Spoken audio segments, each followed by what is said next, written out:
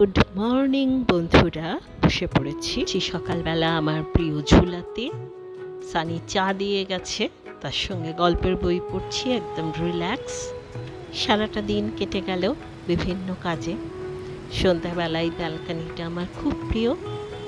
এখান থেকে নিচে শহরের এই গাড়িগুলো যাচ্ছে। সন্ধে হয়ে এসছে, কিন্তু এখানে সন্ধে আমাদের কলকাতার থেকে অন্তত পক্ষে 1 ঘন্টা পরে, তাই আকাশে এখনো একটু একটু আলোর ভাগ রয়েছে।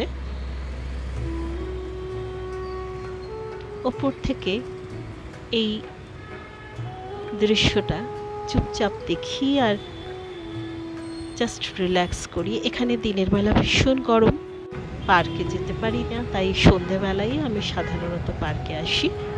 খুব সকালে উঠলেও যাওয়া যায়, সকালটাও বেশ ভালো, তো সবসময় হয় না সেটা।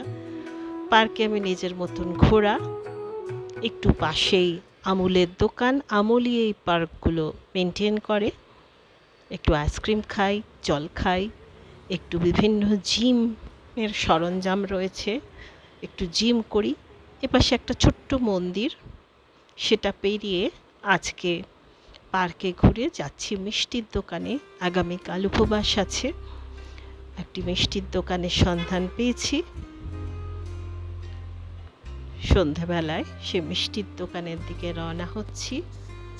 রাস্তাটা বেশ সুন্দর, গাড়ি আছে কিন্তু এমনি ভিড়ভাট্টা নেই, ফাঁকা ফাঁকা।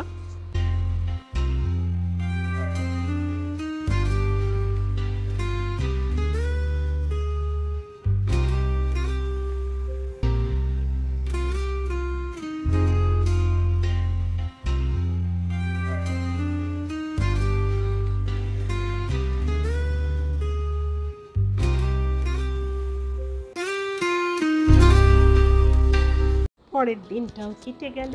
তারপরের দিনে ছুটির দিন, সকালে উঠেছি মর্নিং ওয়াক করতে। এখানে রাস্তাঘাট খুব সুন্দর, পরিষ্কার পরিচ্ছন্ন, নিয়মিত পরিষ্কার হয়, ঝাঁট দেওয়া হয়। আর সকালবেলা মোটামুটি 9টা পর্যন্ত কিন্তু ওয়েদার বেশ ঠান্ডা ঠান্ডা থাকে, কোনো অসুবিধে হয় না। আজকে পার্কে না গিয়ে রাস্তার উপর দিয়ে যাচ্ছি, একটু অন্যদিকে। এখানে একটা জিনিস ভালো লাগে, সব বাড়িগুলোতে, বড় বড় ফ্ল্যাটগুলোর সামনেও এরকম কুকুরদের খাবার দেওয়া হয়। জায়গাটি মেনলি ভেজিটেরিয়ান, তাই এরা দুধ দেয়। আর একটা জিনিস দেখেছি, আগেও যে বাড়িগুলোই ছিলাম, এখানে প্রত্যেকটি বাড়ির সামনে একটা খাবার আর একটা জলের জায়গা এই পোষ্যদের, মানে পোষ্য নয়, রাস্তার কুকুরের জন্য দেওয়া থাকে। তো সেক্ষেত্রে দুধ এবং জল, দই ভাত দিয়ে মেখে, বা অনেক জায়গায় দেখেছি ডগ ফুডও দেয়া থাকে। আমাদের ফ্ল্যাটের সামনেটাই দেখেছি ডগ ফুড দেয়া থাকে আর জল দেয়া থাকে। তবু ভালো, এদের জন্য কেউ ভাবে, সেটাও ভালো। ভালো লাগছে দেখুন, খুব সুন্দর সকাল। এই পার্কটিতে আমি সাধারণত আসি না, এটা বাড়ির কাছাকাছি কিন্তু একদম পাশের পার্ক নয়। একই রকম ডিজাইন প্রায়। একটু ভাবলাম এসেছি যখন এদিকটা, এটাও একটু ঘুরে যাই। গাছপালা রয়েছে, জিমের বিভিন্ন রকম সরঞ্জাম রয়েছে। একটা দুটো পাক দিয়ে যাব। এই সবুজ, কিন্তু সবুজটা এদের মেনটেন করতে কিন্তু খুবই কষ্ট হয়, কারণ এখানে বৃষ্টি কম। এই গরমের দিনেও এরা সকাল বিকেল জল দেওয়া হয় এখানে। আমুল এই পার্কগুলো মেনটেন করে। এই পার্কটাতেও দেখলাম জিমের সরঞ্জাম সব একই রয়েছে, ডিজাইনও একই রকম রয়েছে। পার্কটিতে একটু ঘুরে, এই যে Rohini public park, Amul maintain করে লেখা রয়েছে। এই পার্কগুলোর সামনের জন্য একটা করে আমুলের দোকান আছে। বেরিয়ে পড়লাম রাস্তা দিয়ে বাড়ির পথে। আজকে ছুটির দিন, রান্না করছি না, লাঞ্চ অর্ডার হয়েছে। সানি লাঞ্চ অর্ডার করেছে,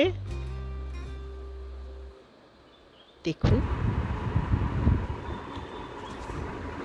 কত রকমের খাবার।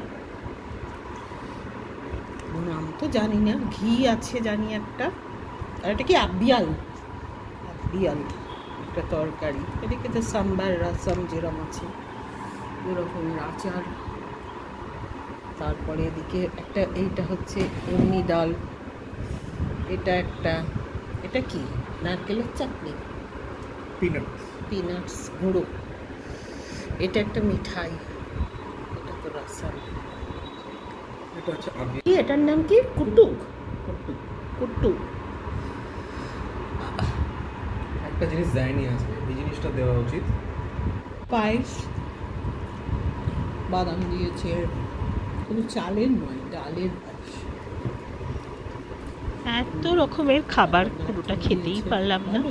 পরের দিন সকালবেলা আবার পার্ক। দেখুন, পার্ক থেকে ফেরার পথে ডাব কিনেছি, নিজে খেয়েছি, সানির জন্য এনেছি। এটা ডাবটা কিরকম করে বেঁধে দেয়, একটা ছুরি দিয়ে গেঁথে এপাশে ওপাশে একটা সুতো লাগিয়ে দেয় প্লাস্টিকে, যে সন্ধ্যাবেলা নিয়ে এসেছি।